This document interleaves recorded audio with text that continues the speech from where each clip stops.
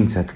صعيبه تكون دارك وصعيبه انك تخرج من مدينتك نعبر على التضامن مع الناس ديال القصر الكبير اللي كان متضرر او غتضرر لانه الاحوال الجويه استثنائيه. الله يرحم لكم القوات اللي خدامه يرد شي لان كاين الريح اللي ديالو كتوصل 150 كيلو.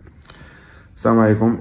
هذا الفيديو كنصورها باش نطلب السلامه واللطف الله سبحانه وتعالى، وكذلك باش نعبر على التضامن مع الناس ديال القصر الكبير اللي كانوا من واحد الوضعيه اللي هي كاين حتى الناس ديال التاوت اللي مرتاونات حتى هما عندهم مشكل تحتهم مقنطره ومعزولين. كاين بزاف ديال المناطق متضرره او غتضرر لانه الاحوال الجويه استثنائيه. الله يرحم لكم الوالدين.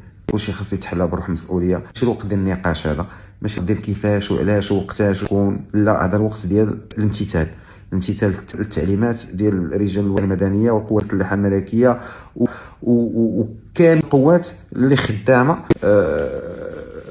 باش تحاول تحمي المواطنين لاقصى درجه. هذه وجهي. المشكل واقع صار كبير، كنظن بان الكل عارف. المشكل ديال الفيضان، سد واد المخازن عمر، باش كيتخوى نهر اللوكوس.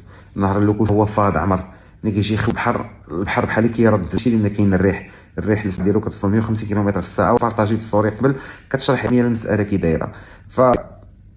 اللي غيدير خير في راسو هو اللي غينتهك. صعيبه تكون دارك وصعيبه انك تخرج من مدينتك وصعيبه انك تكون امام مجهول، ولكن راه هاد القضيه واش انت دار كاملين ولكن ما عندكم ما ديروا. الله يشوف من حالكم والله يسهل عليكم. شكرا لجميع المواطنين المغاربه اللي يعاونوا، شكرا لاي واحد كيداروا لهذوك الناس، شكرا لاي واحد كيصيفط مساعدات، شكرا لاي جمعيه خدامه على قدم وسط ذلك.